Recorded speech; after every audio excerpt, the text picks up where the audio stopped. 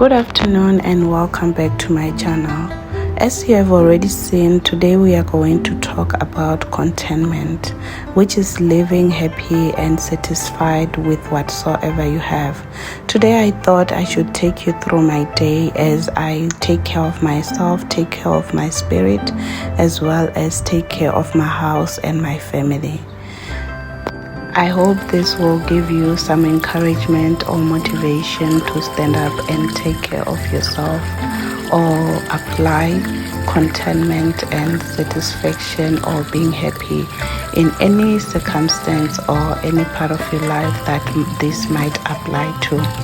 As you have already seen, usually I wake up, take care of myself, have a devotion or spend time with God, pack my little one's lunch, which I am currently doing right now, pack my husband's lunch, and my little one is just a snack that they have at crash because they do give them food throughout the whole day. So this is just an additional snack to some snacks and food that they give them. And after that, I do take care of my house. With taking care of my house, usually I do it if I am at home and I am not busy. And later on, when I get time and my little one is back from crash, I take time to spend with them, and that is if I have time and I am not depleted, my energy is not depleted, and I have enough energy to spend time with them. But if I am tired or I do not have time, I do delegate. That is my homemade bread that you just saw for breakfast, and I do it also if I have enough time to do that. But if I do not have time, I do go to the shop and get myself and my family some bread. Today I want us to talk about cultivating contentment. Contentment is a state of happiness and satisfaction. How many of us today do not feel satisfied with where we are right now? We wish we could live in more beautiful spaces. We wish our kitchen was more modern. We wish we could have this and that maybe we currently cannot afford. We wish we could have better jobs, or we wish we could have a job because we are currently unemployed. Some of us are praying for kids to have kids, and some of us wish we could be married and we are single right now. Some of us wish we could travel the world.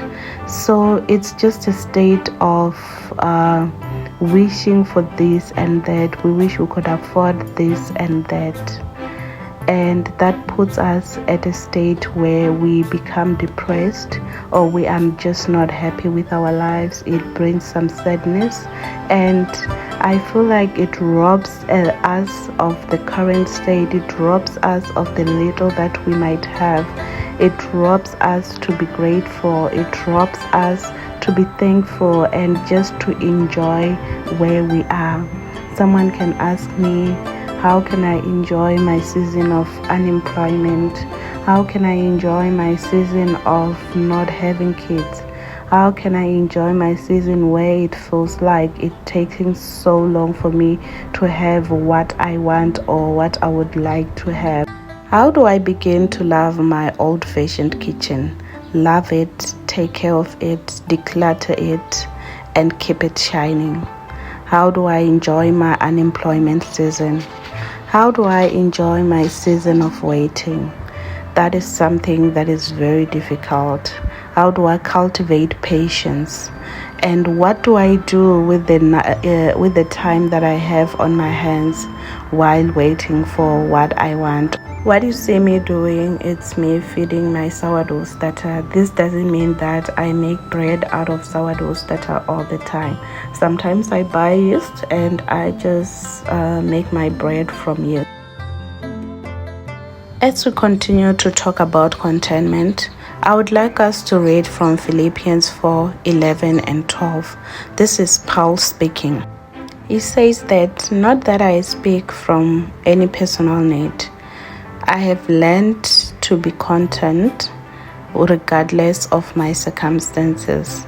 I know how to get along and live humbly in difficult times. And I also know how to enjoy abundance and live in prosperity. In any and every circumstance, I have learned a secret of facing life, whether well fed or going hungry, whether having an abundance or being in need. So this scripture, Paul says that I have learned the secret of facing life. He knew that life won't be the same.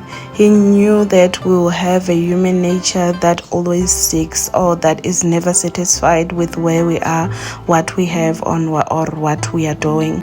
Paul knew sometimes unemployment will come. Paul knew sometimes this and this will come in our lives, but how do we remain content?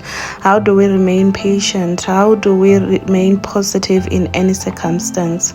So today I just want to share with you that when you learn to be satisfied where you are, when you learn to look at things in a different way, where you appreciate what you have, living in that one room, you have a roof on your face, having an old-fashioned kitchen, you have a kitchen with you, and a season of singleness. It's a lot that can happen. It's a lot that you can do. You can learn to build yourself. You can decide to learn a lot. You can decide to do this and this instead of feeling like you're not enough without maybe being married or feeling like you're old. You are never too old for anything.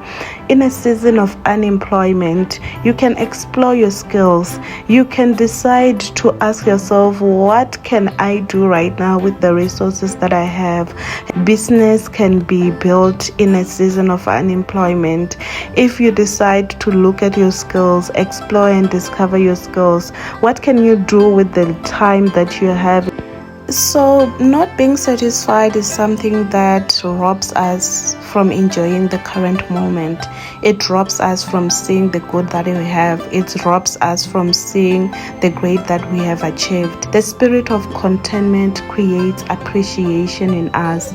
We become to be people that are grateful and thankful. We become open-minded. It builds creativity. It builds positivity. It builds patience. Contentment builds character. It builds humbleness. It gives you freedom. It can build wealth. When we decide to not be enticed by instant gratification, but we decide to wait, we decide to save, or we decide to invest in our dreams, it breaks poverty. It can build success.